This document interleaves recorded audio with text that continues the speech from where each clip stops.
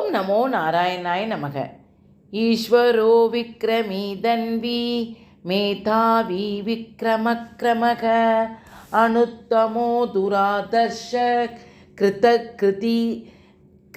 கிருதிராத்மவான். நான் பாலகோபால பக்தை லதா பேசுகிறேன்.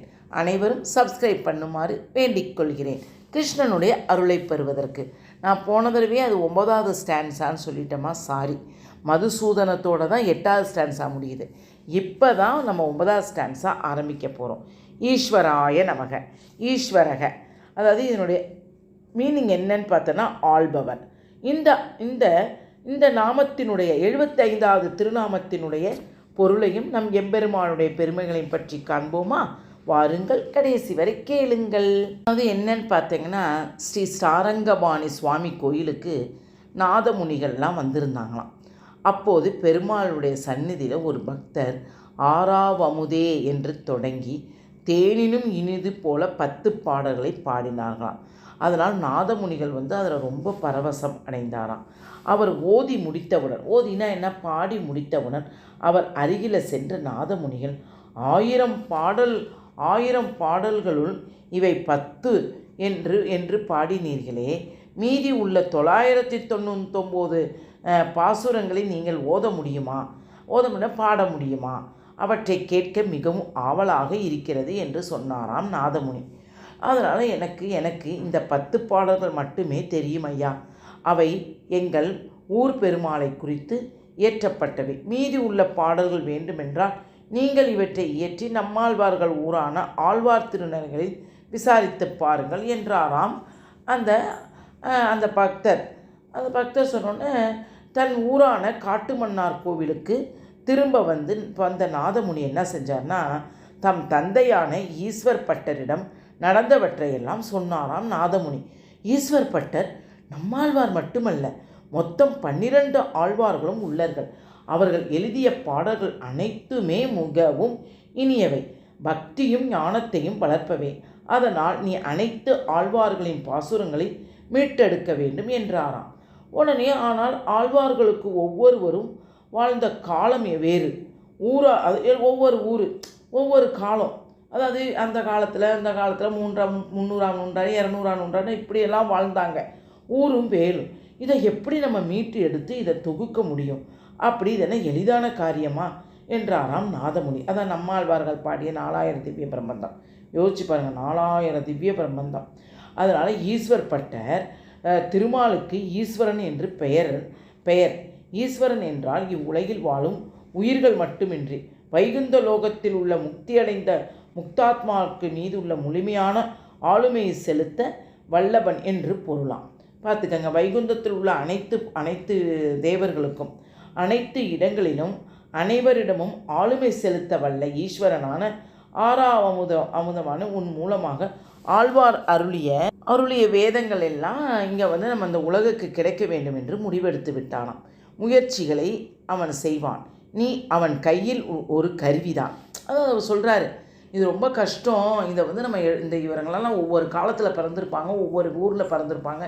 இவங்களெல்லாம் நான் 12 ஆழ்வார்களை வச்சு நான் எங்கேருந்து எப்படி இதை கண்டுபிடிச்சி இந்த உலகுக்கு நான் எடுத்து காமிக்கிறேன். நீ ஈஸ்வரனிடம் சென்று சரணட, எல்லாம் நீ வெறும் ஒரு கருவி தான்.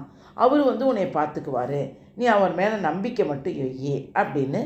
உடனே நம்மாழ்வாரின் ஊருக்கு நீ நம்மாழ்வாரின் ஊர்களுக்கெல்லாம் செல்லு என்றாராம்.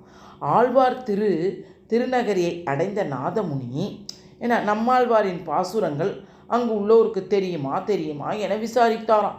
அங்கு யாருக்குமே அந்த பாசுரங்களை பற்றி எதுவும் தெரியவில்லையாம். நம்மாழ்வாரின் சீடரான மதுரகவி ஆழ்வாரின் ஊரான திருக்கோளூரை அடைந்த நாதமுனி மதுரகவியின் குலத்தில் பிறந்த பராங்குசதாசர் என்பவரை அணுகினாராம். அவர் என்ன செஞ்சாரா, நம்மாழ்வாரை குறித்து எங்கள் மூதாதையான மதுரகவிகள் இயற்றிய கண்ணின் சிறுதாம்பு என தொடங்கும் 11 பாசுரங்களை மட்டும் நான் அறிவேன். எப்படி பாருங்கள், இது நல்லா இருக்கும். நாங்கள் இது அந்த 4000 திவ்ய பிரபந்தம்ன்றது கோயிலில் வாரம் பாடுவோம். இந்த கண்ணின் சிறுதாம்பு சூப்பர் பாட்டுமா. கண்ணன் அப்படியே வர்ணித்து எழுதுறது ரொம்ப அழகு பாட்டு. இது நாங்களாம் பாடுவோம் வாரம் 12000 முறை சொன்னால் நம்மாழ்வாரினுடைய தரிசனம் கிடைக்கும். பார்த்தியா, இந்த பாட்டை இந்த 11 பாசுரங்களையும் நீங்கள் 12,000 முறை சொல்லணுமா. அப்போ உங்களுக்கு இதெல்லாம் கிடைக்கும்னு தாமிரபரணி நதிக்கரைக்கு சென்று தன்னின் சிறுதாமு பாசுரங்களை 12,000 முறை ஜபித்தாராம் நாதமுனி. வைகுந்தத்திலுள்ள திருமால் தனது படைத்தலைவனான விஸ்வக்சேனரை அழைத்து, நீர்தான் முன்னம் பூமியில் நம்மாழ்வராக அவதரித்த வேதங்களை எளிய தமிழில் வழங்கினீர்கள். இப்போது நீரே நாதமுனிகளோடு சென்று 12 ஆழ்வார்கள் பாடிய 4,000 பாசுரங்களை வழங்கிவிடுங்கள் என்றாராம் நம் எம்பெருமான். யார்கிட்ட? அங்கே இருக்கிற அந்த விஸ்வக்சேனர்கிட்டலாம் சொன்னாராம். உடனே திருமாலின் ஆணைப்படி நம்மாழ்வராக நாதமுனியுடன் முன்னே விஸ்வக்சேனர் தோன்றினாராம். 4,000 திவ்ய பிரம்மத்தையும் அவருக்கு அளித்தாராம். நாதமுனிகள் கும்பகோணத்திற்கு தன் பயணத்தை வெற்றிகரமாக நிறைவேற்றி கொண்டாராம். நிறைவேற்றிட்டு சாரங்கபாணி பெருமாளை தரிசித்து பரவசம் அடைந்தாராம். இப்படி சாரங்கபாணியின் அருளாலே நாதமுனியின் மூலம் திவ்ய பிரபந்தம் மீட்கப்பட்டது என குடந்தை ஆழ்வார் அடிகள் இன்றல்லவா அப்படி கொண்டாடினார்களாம்.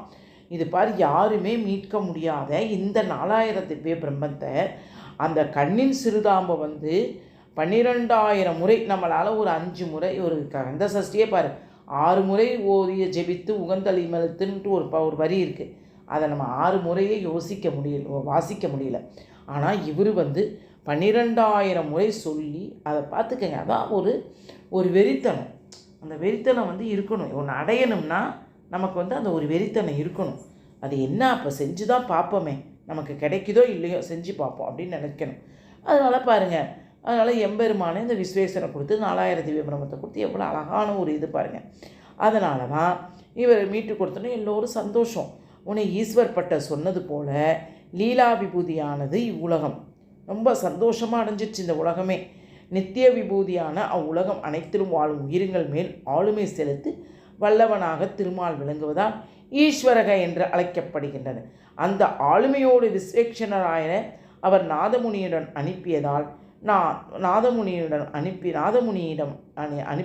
தான் 4,000 நமக்கு கிட்டியது. இந்த ஆளுமை திறனை கூறும் ஈஸ்வரக என்ற திருநாமம் சகஸ்ரநாமத்தில் 75வது திருநாமமாக அமைந்துள்ளது. ஈஸ்வராய நமக என்று தினமும் சொல்லி வரும் அன்பர்களுக்கு நல்ல ஆளுமை திறனை திருமால் நமக்கு வழங்குவார். அதான் பாருங்கள், இது எவ்வளோ நல்லா இருக்குது பாருங்கள். அதாவது இது எதுக்கு சொல்கிறாங்கன்னு பார்த்தாங்கன்னா, நம்ம ஒரு இதில் வெற்றி காணணும்னு நினச்சோம்னா நம்ம அதை ஸ்ரத்தையாக செய்யணும் அப்படின்னு நினைக்கிறேன். அந்த ஸ்ரத்தைன்றது அவ்வளோ ஈஸியாக வராதுன்னு என்னுடைய சகோதரிகளே. எல்லாமே ப்ராக்டிஸ் தான். எல்லாமே ப்ராக்டிஸ் இஸ் பெஸ்ட்டு.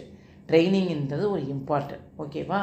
நம்ம ஒரு வேலைக்கு போகணுன்னா கூட எத்தனை ட்ரைனிங்கை முடிச்சுட்டு தான் வேலைக்கு போகிறோம். அந்த மாதிரி தான் இது. நம்ம ஈஸியாக பகவானை நோகாமல் நம்ம லிஃப்ட்டில் போய் பார்த்துட முடியாது. மெதுவாக படியேறி தான் நம்ம போக முடியும். ஓகேவா? அதனால் பிடிச்சிருந்தால் லைக் பண்ணவும், ஷேர் பண்ணவும், கமெண்ட் பண்ணவும். நான் பாருங்கள், இந்த சப்ஸ்கிரைப்னால் வரக்கூடிய ஏதோ சின்ன உதவிகளை நான் எம்பெருமானுக்கு செய்யணும்னு தான் நான் நல்ல ஒரு எண்ணத்தோடு தான் இதை செய்கிறேன். ஆனால் அதுக்கே பாருங்கள், ஒரு நாளைக்கு 2 சப்ஸ்கிரைப் 3 சப்ஸ்கிரைப் தான் எனக்கு வருது. சரி, எல்லாம் நான் கிருஷ்ணன் பார்த்துக்குவாருன்ற ஒரு நல்ல சிந்தனையோடு அவர்கிட்டே ஒப்படைச்சிட்டு நான் நிம்மதியாக இருக்கேன். இதை கேட்கும்போது அனைவரும் பிடித்திருந்தால் லைக் பண்ணவும், ஷேர் பண்ணவும், சப்ஸ்கிரைப் பண்ணவும். வாழ்க வளமுடன். ஹரே கிருஷ்ணா.